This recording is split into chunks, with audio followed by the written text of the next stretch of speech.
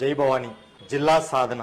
ఎవడు చూసినా ఎవరు రోడ్లేకి రాలేదు, ఎవరు పట్టించుకోవట్లేదు, నాయకులు అసలు పట్టించుకోవట్లేదు. ఎందుకు పట్టించుకుంటారు? అసలు నాయకులు ఎవరు? నాయకుల కోసమా మనం ఉండేది ఈ ఊర్లో? నాయకులు ఉండాలని ఈ ఊర్లో బతుకుతున్నామా? పార్టీలు ఉన్నాయని ఈ ఊర్లో మనం బతుకుతున్నామా? పార్టీల కోసం మనం ఏమైనా ఈ ఊర్లో బతుకుతున్నామా? గొప్ప వాళ్ళు ఉన్నారని ఈ ఊర్లో బతకట్లేదు కదా. మనము మన ఇల్లు, మన పిల్లలు, మన పిల్లల భావితరాల భవిష్యత్తు అని కోసమే కదా ఈ ఊర్లో బతుకుతున్నాం. మరి ఎందుకు వాళ్ళు కావాలని కోరుకుంటున్నారు? వాళ్లే రోడ్లు ఎక్కాలని అనుకుంటున్నారు. ఏం మనకు ఆ సతవ లేదా? ఆ సత్తా లేదా?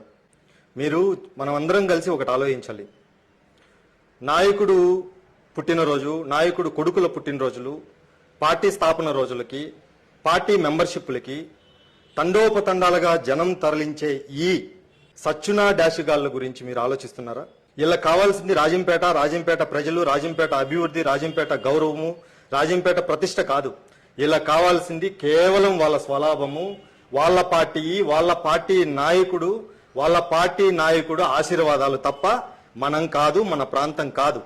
మరి మీరు అడగండి, ఆ రోజు పుట్టినరోజు కోసం ఇంతమందిని తోలినవి ఈ రోజు మన ప్రాంతానికి ఈ దౌర్భాగ్యం వచ్చింది. మీరు మనుషుల్ని తోలలేరా? మీరు మనుషుల్ని పిలవలేరా? మీరు పిలిస్తే 10 మంది రారా? ఊరు కోసం చేతులెత్తి ఉద్యమం చేయలేరా అని మీరు అడగలేరా? అడగండి.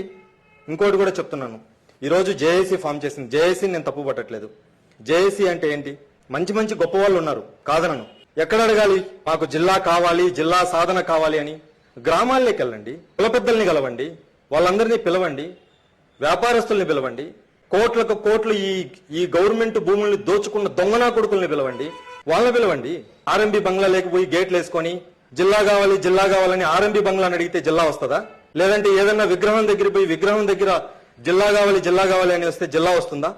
ఓసారి మీరు ఆలోచించండి. నేనేం తప్పు మాట్లాడలేదు, ఉన్నది ఉన్నట్టే మాట్లాడుతున్నాను, జనాలు అనుకునేది మాట్లాడుతున్నాను, నా భావన తెలియజేస్తున్నాను. దయచేసి మీరందరూ రోడ్లు ఎక్కకపోతే, మళ్ళీ చెప్తున్నాను, వీడు రోడ్లు ఎక్కమన్నారని ఇంతకు ముందు గో సంరక్షణ విషయంలో గోవులు కోయిద్దని అని చెప్పి ఇండైరెక్ట్ గా కేసు పెట్టే, మత విద్వేషాల కేసు పెట్టే విధంగా ట్రై చేయొద్దండి. ఇది నా ఊరని నేను అనుకుంటున్నాను కాబట్టి గౌరవంగా, ఆత్మాభిమానంతో రేపొద్దున్నే పిల్లలు ఎవరైనా సరే బాగా చేసినారు పోరా పుచ్చకయ్య అని మీరు అనుకోకుండా ఉండేదానికి నా ప్రయత్నం నేను చేస్తున్నాను. దయచేసి మీరందరూ మానిటైజేషన్ చేసి, సమన్వయం చేసి అందరూ రోడ్లెక్కి ఉద్యమం చేయాలని కోరుకుంటున్నాను.